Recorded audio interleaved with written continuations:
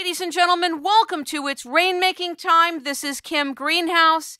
It gives me great pleasure to introduce Kevin Richardson. He is completely turning the wildlife industry on its head, changing the rules about how we relate to wildlife, particularly wildlife in captivity. He is the author, along with Tony Park, of a wonderful book you should all read called Part of the Pride, My Life Among the Big Cats of Africa.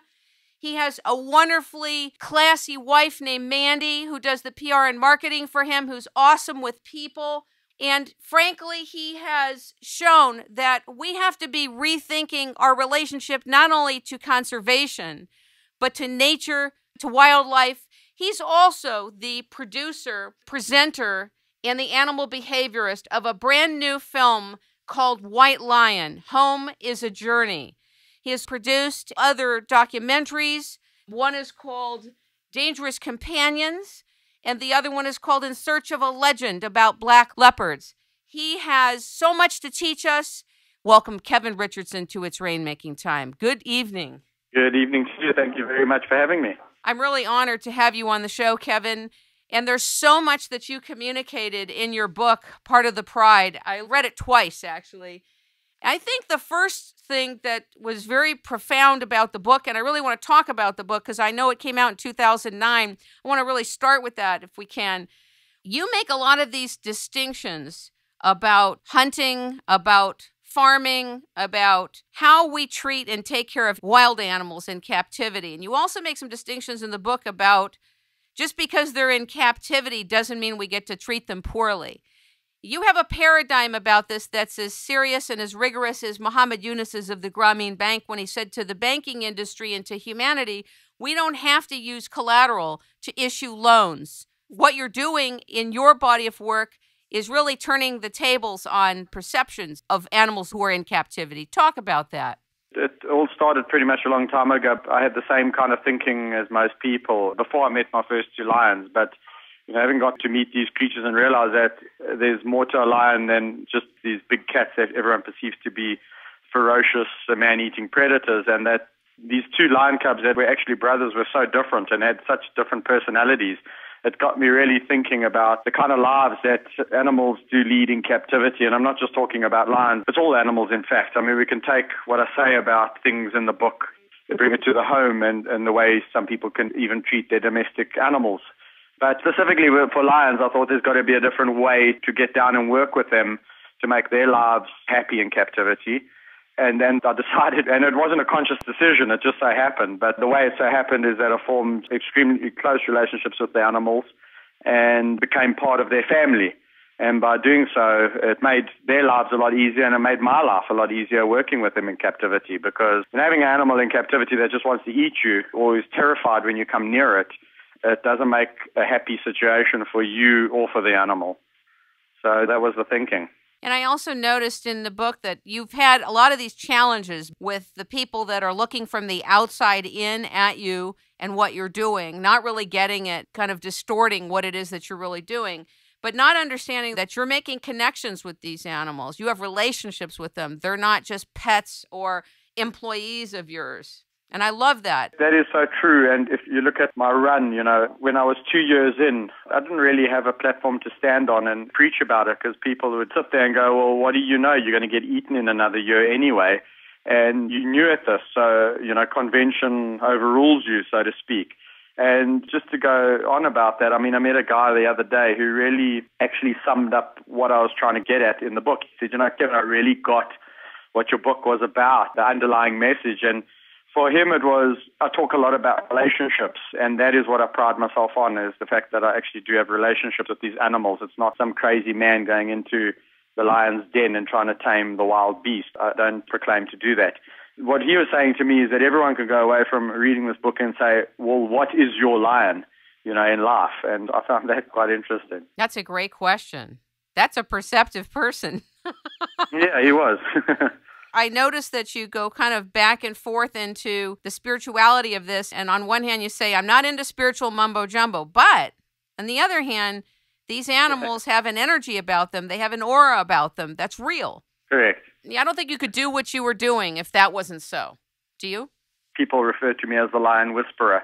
And that's just a label that I've gotten over the years due to a newspaper article that did the rounds. And the more I tried to back away from that, the more people called me it. So ultimately, somebody sat me down one day and said, listen, instead of trying to get rid of this name attached, why don't you just use it in a positive way and in a positive light? But on the lion whispering and on the spirituality side of it, people were starting to say, well, if you've got this ability, got this wild pride of lions in their reserve, can you come and talk to them and figure out what's going on with them? So from that perspective, no. But when you enter into the presence of being with a lion, you do realize that each individual has this energy about them. And that, yes, for sure, there is that aura that you've got to deal with, and the sixth sense of being with them and just knowing. People say, well, how do you know that the lion is not going to just turn on you? And it's a really hard question to answer because you just do. It's just that connection.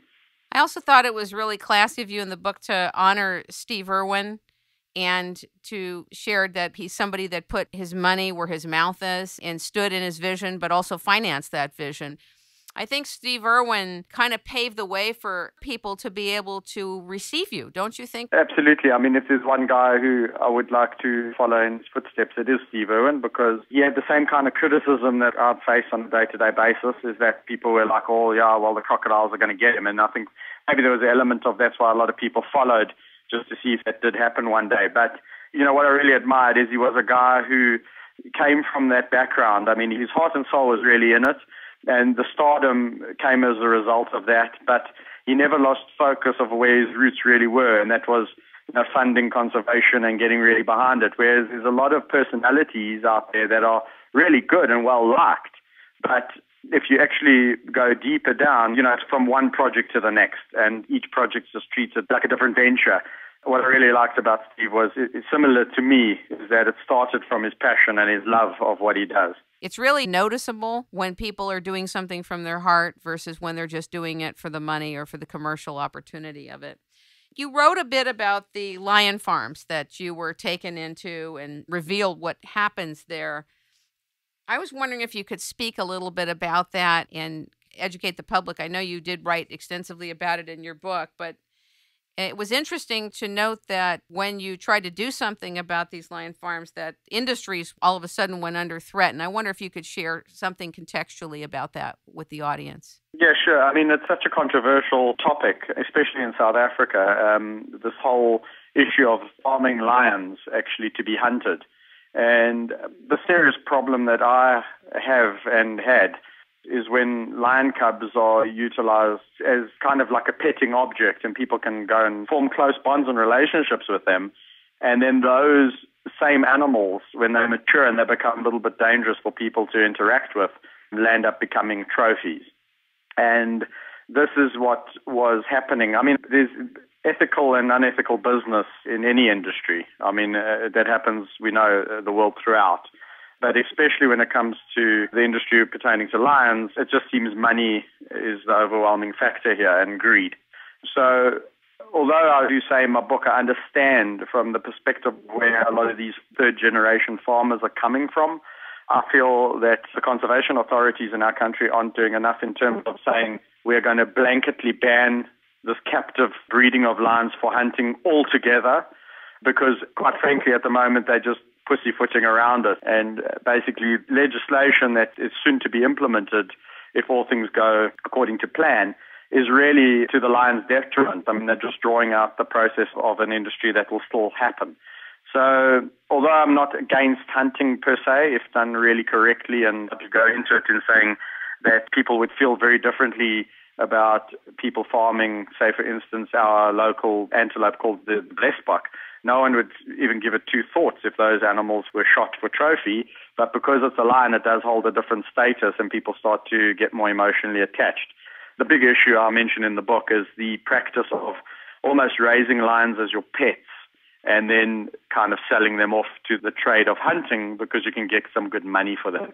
And that's what really it's boiling down to over here. It's almost like a betrayal to these animals. The other part that I thought was interesting about this is that you described the way in which the lions are killed, and that you had recommended that if they're going to be hunted, that they're killed, that they're shot in the head versus several shots into the body, because it's the most humane way to do it.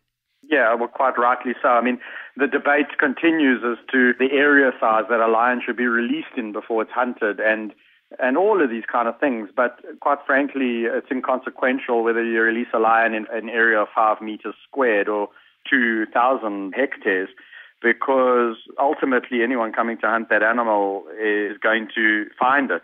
And, the trophy hunters paid a large sum of money. So in the actual instance, it's probably better for the lion, as I mentioned, to be shot in the 5 meter squared enclosure, because at least you know that this hunter is actually, and I use the term hunter very loosely because these are not hunters. This is like clubbing seals.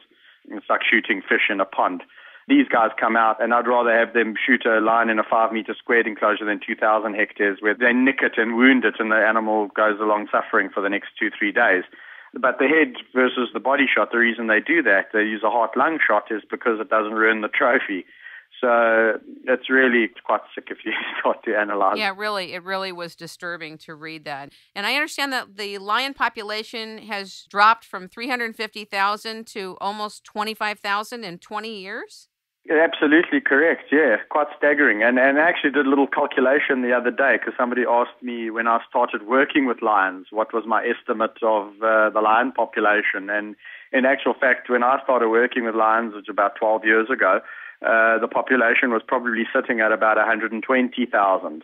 So since I've been working with lions, it's dwindled down to 25,000. God. That's sad. Is that from farming, or that's just wide-scale killing of them? The biggest factor affecting lions in the wild, in the world, or in Africa, is human encroachment. Quite plainly put, human encroachment. People are encroaching on the wild territories, and the lions have no place to go. So basically, they're breaking out of parks, and ultimately the consequence is they get shot because they either become livestock raiders or they're deemed a threat, a problem animal, and ultimately they get annihilated. If they are raiding cattle and sheep and stuff like that, the local people are going to poison them or shoot them anyway. So number one factor towards the demise of lions is human encroachment. People will tell you hunting and disease and all of that. Yeah, it has an effect, but not quite as an effect as people. Very interesting. You also write that these animals pick up intent, our fear, our innocence. They pick up everything. And that one of the things that people do when they get near these animals is that they try to control it and they try to bring it into their space. They kind of encroach on the animal's space. Quite right. As I mentioned in the book, that's quite a complicated thing to describe. But quite right. That was what I didn't want to do, is I didn't want to be in a situation where I was another one of these animal people. I mean, let me just first say, there's a reason why people are interested in the way I interact with them, because I said to somebody the other day, but I'm not the first person on the planet to interact with lions. And they were saying, yeah, but you're not the first, but it's the way you interact with them, Kevin. And it's really that. I don't dominate them. I let them welcome me into their space. And once you're welcomed into that space, there's no better interaction to have with an animal. To lie down with a lion, to be in between his legs, to be in the most vulnerable positions where he could kill you really with one bite to the back of the neck when you're just literally lying there with your neck in his mouth. It's the most honorary position to be in. And it all boils down to that. So, allowing them to be what they are, the lions, not trying to control them, letting them be lions. It's an amazing thing. What we found out today with quantum physics in the area of telepathy also should lend tremendous credibility to the work that you're doing with the animals. Because Absolutely. We can no longer question, does telepathy exist? And that has to be part of the quotient of connection between you and the animals. Exactly that. I mean, I think it's because people like to, obviously box me and say, well, you're the lion guy or whatever, or the hyena or the predator guy. But it truly does translate to other animals, as you just said. I think it's interesting, too, that a lion's power is in its claws and that those claws are serrated. I didn't know that. I don't think a lot of people knew that. The actual back of the tooth, the claws are not serrated per se. Very sharp. The power is in the claws. Most of the damage that occurs to you when a lion smacks you are caused by a lion with its claws. That's why I feel it's so unnecessary for people to go along declawing these animals. They use their claws literally like fingers. What a lot of people don't know is the actual canines of a lion. It's got a little ridge on the back of the tooth, especially on the younger animals. Obviously, as they grow older and their teeth wear down, these serrations wear down like they would on a knife that's overused. But definitely on the back of the tooth, this ridging is almost serrate like a knife, and it obviously helps, when they suffocate their prey. You talk about that there's no wild area in South Africa, which I thought was fascinating. You said there's national parks, so there's managed areas, but it's not wild like the way we may be perceiving that. Can you explain that? Yeah, quite right. Even our flagship park, which is really huge. I mean, and most people will think I'm crazy by making a statement like that. But, our Kruger Park, which is probably the size of England, it's quite a massive area. Most people would go, well, wow, that's wild enough. Why I make that statement is that within the Kruger Park itself, we are always having to intervene and manage the animals. We've got the problem at the moment of the elephants. Do we cull them or don't we?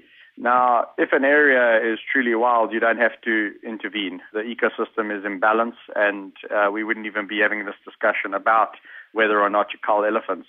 The other issue is all these lions that are forever breaking out of the parks, breaking out of the wild. I mean, they shouldn't be breaking out of the wild because they shouldn't be contained.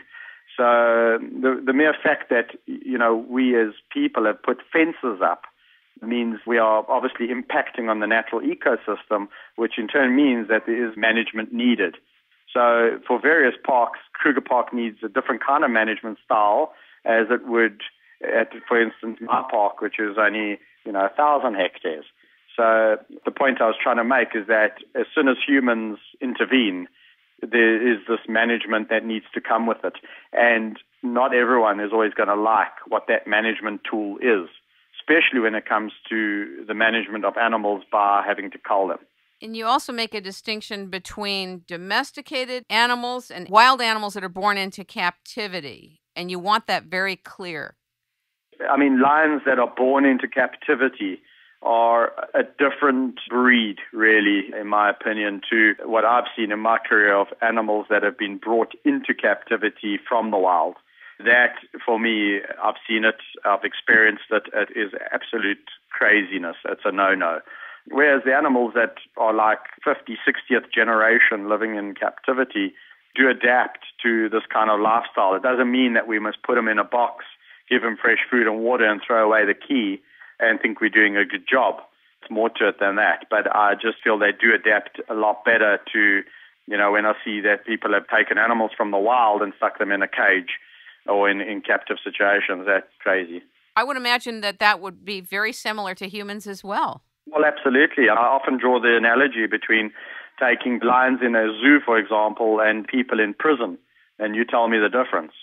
You tell me that those people in prison have a quality of life, except the only difference really being that people in prison were put there for a reason. The lions, on the other hand, or the other animals for that matter, didn't ask to be put there.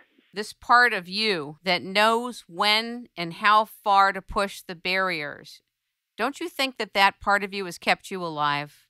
That's a very good question, because actually I was asked the other day, what is the gift that you think you have, with these animals? So I went away and I pondered over it, and I don't think so much it's the gift of interacting with the animals, but moreover the gift of knowing when to leave them alone. That's what's kept me alive. And believe you me, yes, these animals are unpredictable. I would say yes to all of the questions that are fired at me. However, over the years, knowing the animals as well as I do and knowing when to leave them alone, it's not even a question of, oh, well, you're going to meet a lion on a bad day and he's going to take your head off. I would approach an enclosure, an animal, and know immediately. I don't need to go up to him to pat him on the nose. He's already given me those telltale signs a million miles away, and it's up to me to either listen to those signals or choose to ignore them. And don't you think that's also developed in you on a deep level over time, once you're resonating and you're willing to see and you're willing to receive where that animal's at versus just walking in your own bubble? 100%. I mean, that's the crux of it, is developing that and honing it over time. You went to England and were doing personal training there. You were helping people get into shape. And you really didn't have a good time in England and went back to South Africa, which changed the course of your life. Talk a little bit about that.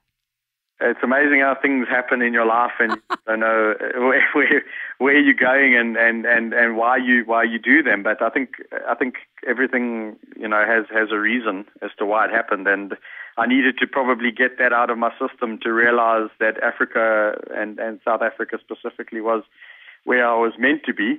And I was thinking about this the other day in terms of, it's amazing how, a door that opens might not be the door that, you were hoping would open, but it opens leading to another door and that to another. And eventually, without you knowing it, you do eventually get to where you want to be with enough persistence, passion, and motivation. I often talk about to people about my success is really boiled down to three key ingredients that I really live by, and one is obviously the passion which I have for the animals. But with that passion, you've got to have perseverance, and you've got to have a commitment factor to go with that. Otherwise, it can all be for naught. You can have the passion, but ultimately it'll fizzle out if you can't persevere and commit to it. One of the things I notice about you and your work in the way you live is that you trust living in the mystery the way very few people are willing to. 'Cause what you're describing is living in trust as well and living in the mystery. You had to go to England only to find out that your destiny was calling you back to South Africa to meet Rodney Fur and to then unfold the rest of what you're here on Earth for, as well as to meet Mandy, correct? Yeah, well, I mean, quite right. I mean, I don't, I'm always, my family always tell you, I'm always willing to give something a try, and I think that's most of the time where people will go, well, I know that's not what I want to do, so I'm not going to give it a try. But I'm always exactly that. I mean, in the mystery of knowing, well, if you don't give that a try, who knows what that might lead to? You might meet somebody who, like a Rodney Fur, who will open, that door for you. And even then, some people will meet a Rodney Fur and go, well, how is he going to help me achieve my dream of working with animals? Because they're so obsessed with the fact that they need to work with animals, they're not willing to look anywhere else or allow anywhere else to enter into their lives to help with that. White Lion, the movie, when you and Rodney began that project, I don't think you had both imagined the amount of time it actually took to complete and deliver this film. Had you? Sure, no. Yeah, that's a definite, emphatic no. We had no idea what we were getting involved with, and it's just one of those things that just snowballed out of control very quickly, and before we knew it, multiple years had passed by us, and we were a lot worse for wear after it. Relationships with animals were worse for wear. Our relationship was worse for wear. The bank account was worse for wear. Everything was worse for wear. But I'll tell you something, it was character building. It was a hell of an experience. It was a learning curve. It was, at the end of the day, when we look back at it, we're both very proud of it. And in fact, we had just had really great news yesterday that it won the audience award at a kids festival in Frankfurt at the Lucas Film Festival. That's awesome. So, yeah, awesome. When you hear things like that, suddenly all the hard work and all of that seems worth it, and we're really excited because it's coming to the States on the 15th of October. We're doing a very small release. We're going to start to roll it out very gently and judge the response. But so far, all the feedback has been so positive. So although in 2005, when we embarked on this project, we had no idea what we were getting involved with. Looking back, it was such an experience and really well worth it. It is true that projects and ventures have a life of their own, don't they? They do. It's almost like it was almost like a different animal. Taming the beast. The landscape and the structure of what you all had to work with was probably tougher than doing most motion pictures.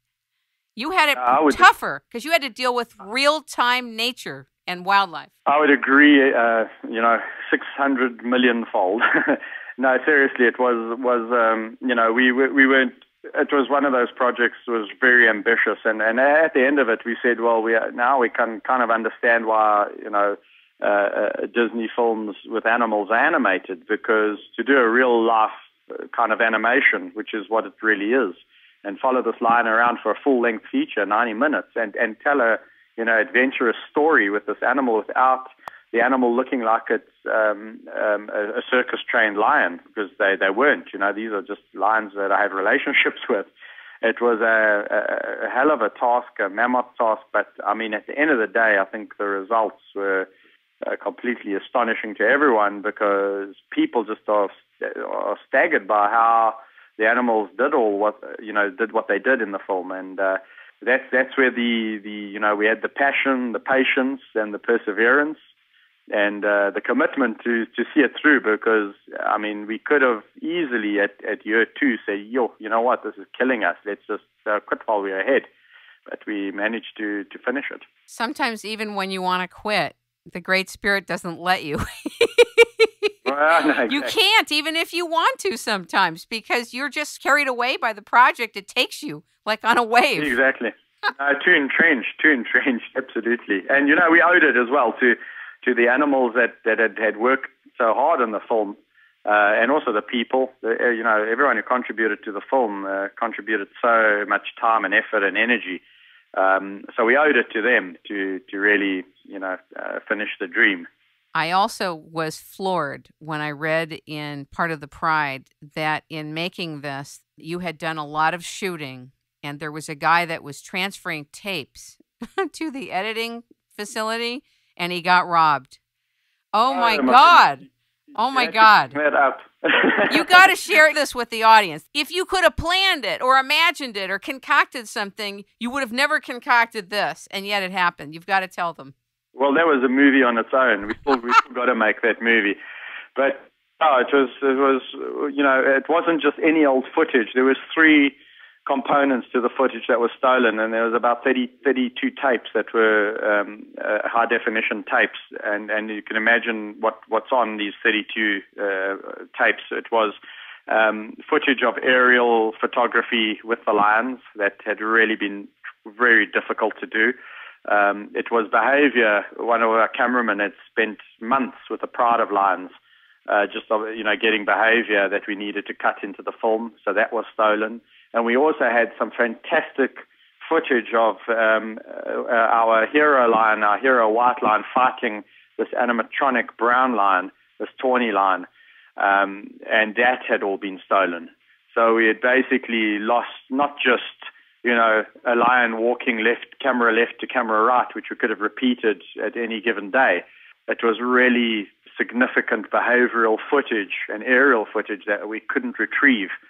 But on the light side, it's funny how things work out, because when we eventually managed to get the insurance claim right and got to reshoot it all, we were so amazed at what we got in such a short space. And in actual fact, in some aspects, we improved on what we had beyond our wildest expectations. So, all's well that ends well. It's amazing. By the way, if you ever want to find that footage, there's a way to find that footage that's as unorthodox as your way of communicating and working with animals called remote viewing. And the U.S. government spent $50 million on a project called Stargate to develop a protocol for locating data, transcending time and space. And I've interviewed 2 of the people from the Stargate project. But the nice thing is that you never have to spend a lot of time, energy, and money going through the traditional logistics of locating something.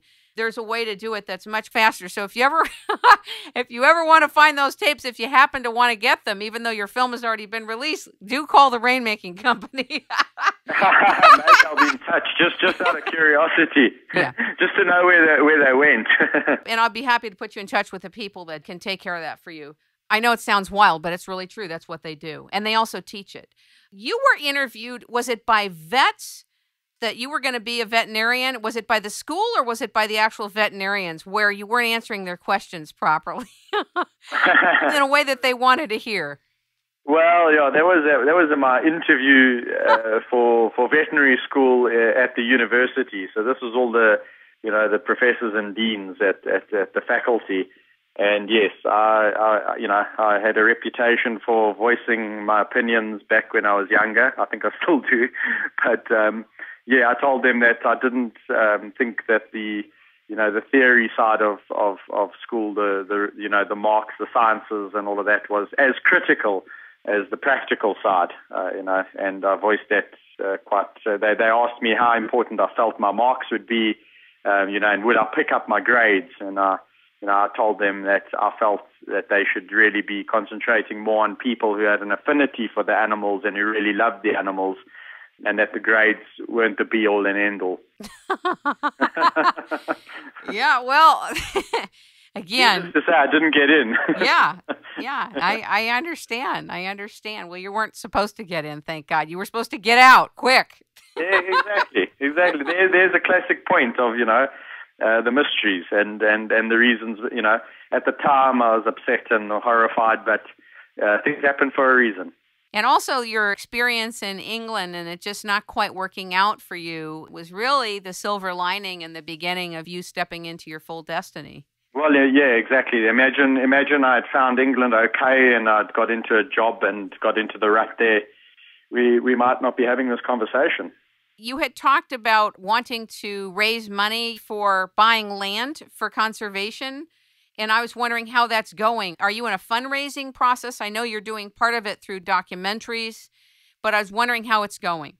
Yeah, this last year has really been, I don't know where it's gone. It's just flown by.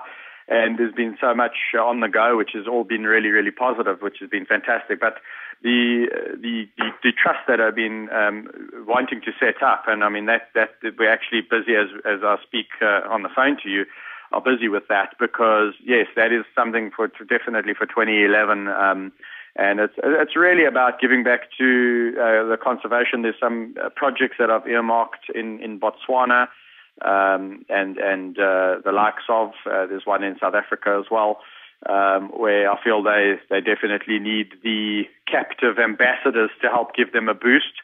And also the trust is really been set up to ensure that the lions and the animals that I have here at the kingdom, God forbid something should happen to me, that they will be all looked after and that they can continue to live out the existence that they deserve to live. Will we be able to find out about the trust and how people donate money to the trust or what it's called? Absolutely. What I will be doing is announcing it along all the different networks that we have access to, all the social media, etc. But the easiest way is to just keep coming back to my website, which we update frequently, and that it'll be there because there's been a lot of, especially out the US. Because my series had launched there. It was the Monday before this last Monday, and then the last part of the series is this next Monday on National Geographic Wild. Has had such a phenomenal response from the US, the guys wanting to help donate and fund, and really been tremendous. So that's obviously put the fire under my backside in getting this done. So if they refer to the website, definitely it'll be there, and it'll hopefully soon. And that'll be at www.lionwhisperer.co.z like zebra A, correct? That's the very one, yes. I would like to talk to you a little bit about your work with the brown hyena, Shy. Okay, good. So it's the first time I've ever been asked questions on the brown hyena in an interview, so I'm very excited. Talk a little bit about your experience with the brown hyena. Well, the brown hyena is a very secretive animal. It was thought to be solitary in these parts in Africa. A strong member of the hyena family. It almost looks like a werewolf. A lot of people don't know what the brown hyena looks like. They know what the spotted hyena looks like, but they don't even know that there are other hyenas. It almost looks like your German Shepherd Alsatian with these big bat kind of, Batman kind of ears. Werewolfy looking, really long, wiry hair. When it puts its hair up, when it gets a fright or it wants to look intimidating, it sticks its hair up and makes it look like 3 times the size, almost like a porcupine. And a lot of people have, these superstitions surrounding these animals. And in South Africa, they get killed all the time as problem animals, as vermin, basically. The farmers in the areas just hate them because they believe that they they kill their livestock. And to a degree, it's true because obviously these animals are quite opportunistic. They're 99% scavengers, but they will take the opportunity to take down, a domestic animal if they can. However, it's due to human encroachment. It's due to people not crawling their animals properly. But when you get to form a relationship with one of them, they're the most amazing animals you'll ever get to meet. And just being accepted into the life of the brown hyena, it's just, it's amazing. And not many people, even want to really know about them. So if I can get more people interested in brown hyenas, it will be excellent. I know that they have a bad reputation, hyenas in general, and that they have a stronger bite force than a lion, which I had no idea that was true. What do we need to know about hyenas, and how do you see their contributions in the wildlife kingdom? Yeah, I think let's just shift over to spotted hyenas for a second. I think what people need to understand, and I've been banging on about this for a number of years now, is that the problem with spotted hyenas is they make a really good villain in a documentary series or in a feature film like The Lion King or the likes of, and a lion makes a good protagonist. So that's the problem that hyenas face. The real truth of the matter is that hyenas are such good competitors to lion. They're the lion's closest competitor. The other cats like leopard and cheetah don't even compete with lions, but whereas hyenas are concerned, they compete for the same territory, they compete for the same animals, and this is where the interactions come across. Let the truth be known, in a lot of the areas where hyenas occur, they hunt a large proportion of what they eat. So the spotted hyena is not just a scavenger. And in fact, in some areas in Africa, the spotted hyenas are hunting more in the area than the lions are. In fact, the lions are scavenging more. So it's a horror fact that people don't want to know. So if I can get, the message out is that, hyenas have a real good place to hold in the ecosystem, and it's not their fault that they're just so good at what they do.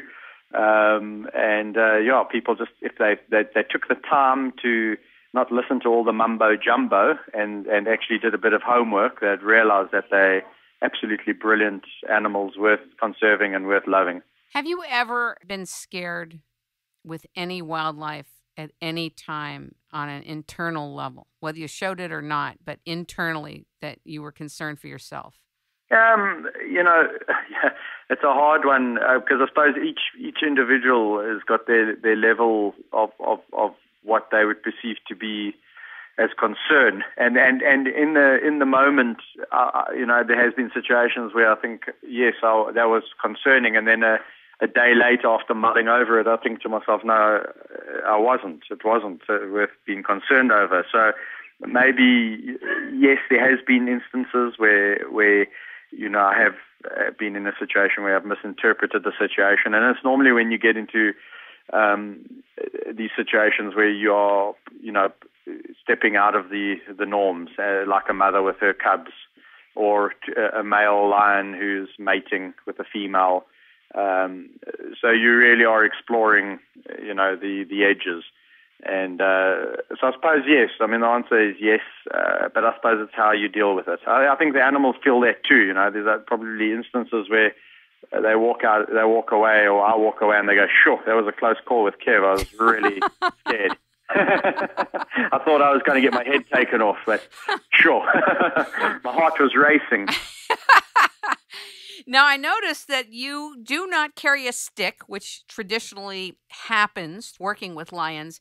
Tell the audience why you don't. Okay, the stick is just a false sense of security. Indeed. And it also takes up one of my hands, which I like interacting with. But yeah, jokes aside, a stick is just it's a silly item that is so traditional in the realms of training, whereby I'm going to use the stick as a weapon to almost beat you into submission. And whenever I raise the stick, what's coming, and you can see a lot of animals. In fact, with my animals, if I pick up a stick, they go, "Are we playing fetch?" Or number two, am I going to bite that stick in half? Because that's what they do. So really, it was about that for me. If I was going to interact with animals, I wanted to do it on their level, to be accepted into their group. And I don't see any lions carrying sticks around. So I thought, as a human, I shouldn't be either. So that was the reason. I didn't want to carry a stick. I didn't want to carry a gun. And the pepper spray was kind of a easy truce that I had with management at the park I was working with at the time, to say, okay, I will carry some kind of safety device in case things get out of control. And the pepper spray has come into its own over the years in separating, fights with lions themselves before they get out of hand, and all of that kind of thing. So that's really been the use of the pepper spray, as well as the fact that in some situations that I've been in, it's been able to diffuse a situation before it gets out of hand. It just buys time, basically, doesn't it? It does, but I was just about to tell you this. I've emptied a can of pepper spray on a lion, and it's had absolutely zero effect. So what you can rest be assured is, if a lion is enraged and angered, no stick, no gun, no can of pepper spray, or any of the above is going to save you. So yeah, it's false senses of security, I suppose. You said no gun too. No gun would. Well, yeah. I mean, a gun. If you work in close range with a lion, and you tell me how quick it takes a lion to grab you and kill you, do you think you got time to draw a gun and actually shoot a lion? All I have time for is singing my way out. Quite right. Fancy footwork and a bit of smooth talk, and you'll manage. Hopefully, you'll talk that lion down. I was at a singing class 25 years ago, and I cleared out people from a Russian cabaret by singing. So that's the only thing I would do to get the lions out if there was a problem. I figured if I could do it with humans, the lions would say, "Let's get the hell out of here. She's a terrible singer. Let's go." Very good. Now, I know Mandy is your soulmate and your wife, but I also would like to talk about your other soulmate, Napoleon. Yes. Let's talk about Napoleon. You call him your long-lost brother in a lion's body. That's profound. He is indeed. No, he is. Most people won't get it when I talk about him, but there's just this unspokenness between us that he knows and I know, and it's amazing. Out of all the lions still to this day, I don't think I've got a better relationship than with him. So. And the people will tell you it only when they see us together. You can talk about it, you can tell people about it, but when people actually witness it, then they go, okay, no, I understand what you're talking about. So, no, he's a special cat, and obviously the first of two that I ever met, Napoleon, and to this still lives here at the farm in a really nice place, and he's still the lovely cat that he's always been. So it's amazing. And what about Meg? Oh, well, yeah, no, you see, there's favorites and favorites and favorites. And, Meg's, out of the female lions, out of the lionesses, also just a soulmate. Really, you just, every now and again you come across, it's like people, you come across a person that you really bond with. And you don't know why. I'll tell you why is your bond so strong with your best friend? You can't explain it. Because, I like her and she's got a good personality and she's fun to be around, but there's something more to it than that. Now, who was the animal that you swam with? Was it Meg? That's Meg, yes. Meg's my swimming buddy. Absolutely amazing. Did you find, Kevin, that some people were very amazed and excited and some people were aggravated, that you're really turning the mindset over? You're turning it upside down. A lot of the false beliefs and superstitions are being transformed and thrown out now. Yeah, well, I mean, funny enough, I've had overwhelmingly more positive feedback from people. You're always going to get the people that are saying, and it's purely, I boil it down to ignorance. People see a picture and then they just feel the need to comment. So most of the negative comments come from people who have just seen one picture and they feel the need to express their opinion, and so you take it with a big pinch of salt. But by far, the people out there who have followed me a bit and really dig a bit deeper that has been overwhelmingly positive, and people have been going, go for it, good on you, keep it up. So amazingly, it's funny though. You always human nature, I suppose, is you can read 100 positive comments and you can read one negative, and you'll mull over it, going, well, why did that person think that? But over the years now, I've learned to just ignore it. Do you see yourself now as a writer and producer, aside from your main calling, which is directly with the animals? Do you see this now as an expanded part of you? No, and no, no. I think the producing and the writing, it's something I will, if asked to, would do again. I don't. In fact, we're talking about producing some documentaries for next year. The writing, I was approached by a company to maybe write a children's book on the adventures of a little lion cub or something similar.